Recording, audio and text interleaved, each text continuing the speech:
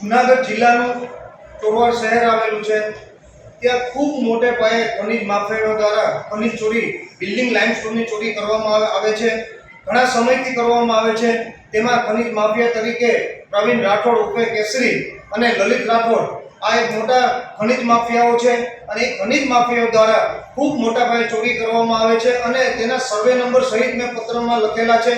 અને હું તો કહું કે અંદાજિત એ ખાડાઓ છે, એ બિલ્ડિંગ લાઇમસ્ટોન છે કે આપણે વિધાનસભાની બે બિલ્ડિંગો અંદર વહી જાય આટલા મોટા મોટા ખાડાઓ અને લાઇમસ્ટોન બિનકાયદેસર કાઢેલા છે અને એ ખાડાઓમાં આપવામાં આવે તો 200 કરોડનું ખનિજ ચોરી ત્યાંથી પકડાય એવું છે।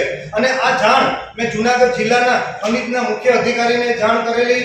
હું અહીંના કમિશનર ધવલ પટેલને રૂબરૂ મળેલો અને એ સિવાય પણ અહીંના સચિવ મમતા શર્માને પણ હું રૂબરૂ મળેલો અને એચપી પટેલને પણ હું રૂબરૂ મળેલો અને એ સિવાય પણ એચપી પટેલને મેં ટેલિફોનિક વાત કરી। આ લોકોને આ જે ખનિજ ચોરી થતી હતી એના લોકેશન મેં આપેલા, એના સર્વે નંબર આપેલા, પણ આ ખનિજ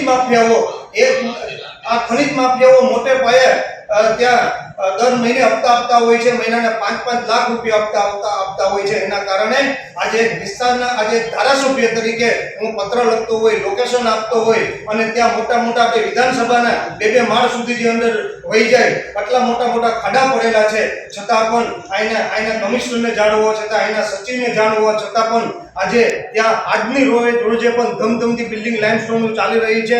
ખનિજ માફિયા બેફામ જાહેરમાં કહી રહ્યા છે કે અહીંયા અમારું કોઈ નહીં બગાડેલી, અમે છેક સુધી હપ્તા આપીએ છીએ એવું જાહેરમાં કહેતા હોય છે। આજે ધારાસભ્ય તરીકે જો વાતનો કોઈ સાંભળતો હોય તો સામાન્ય માણસનું શું થતું હશે?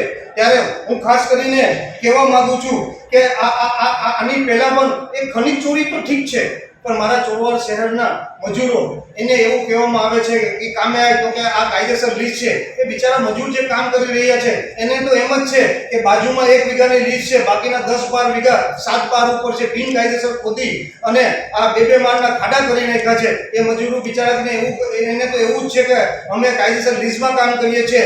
કોઈ નવ યુવાનો ત્યાં રોયલ્ટી માટે નોકરી કરવા જાય છે તો એ બિચારાને ખબર નથી કે એમની પાસે ડુપ્લિકેટ રોયલ્ટી કઢાવવામાં આવે છે અને ડુપ્લિકેટ રોયલ્ટી કઢાવવામાં એ માલિક ડુપ્લિકેટ રોયલ્ટી કઢાવે અને 8 થી 10 હજારના પગાર ઉપર જે કમ્પ્યુટર ઉપર બેઠો એ બિચારાને ઘણા સમયથી જેલવાસ ભોગવવામાં પડી અને એની ઉપર એફઆઈઆર પણ કરવામાં આવી અને અત્યારે પણ આ રીતે બિચારા રોજગારી માટે ત્યાં જતા હોય છે।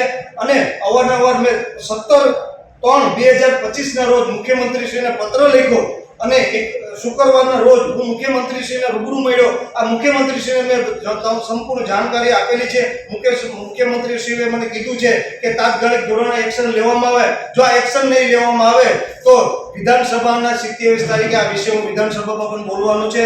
જરૂર પડે તો વિધાનસભાના ફ્લોર ઉપર ઉપવાસ ઉપર બેસવું પડે તો ઉપવાસ ઉપર બેસવાની પણ તૈયારી છે અને જરૂર પડશે તો જનતા રેડ પણ આ ખનિજ માફિયા છે જ્યાં જનતા રેડ પણ પાડવાનું છે। એ સિવાય પણ જો નહીં કરવામાં આવે તો હાઈકોર્ટમાં પિટિશન દાખલ કરવામાં આવશે। ખાડા લઈને એ લોકો ક્યાં ક્યાં જવાના છે ને હાઈકોર્ટમાં કોર્ટને સાથે રાખી ને ખાડાની માપણી કરી અને ત્યાં એ ખાડા જે માપણી કરવામાં અને તેને દંડ ફટકાવવામાં આવે અને તેની ઉપર એફઆઈઆર કરવામાં આવે। કારણ કે હું એક વાત એટલું કહેવા માંગુ છું કે 7 બારની જમીન છે તો 7 બારની જમીન છે એની ઉપર તાત્કાલિક ધોરણે લીઝ મળી શકે તો લીઝ નથી લેતા એટલે સરળ રસ્તો કાઢી અને એ લોકો ખનિજ ચોરી કરે છે તો ખનિજના અધિકારીઓ ઈચ્છે છે કે આ લોકો લીઝ ન લે, ખનિજની આવક રોયલ્ટીની આવક સરકારને ન થાય, પણ સરકારને જે ખનિજના અધિકારીઓને સીધી જે આવક છે, જે સીધા રૂપિયા છે એ ખનિજના અધિકારીઓના ખીચામાં જાય એના માટે આ થઈ રહ્યું છે।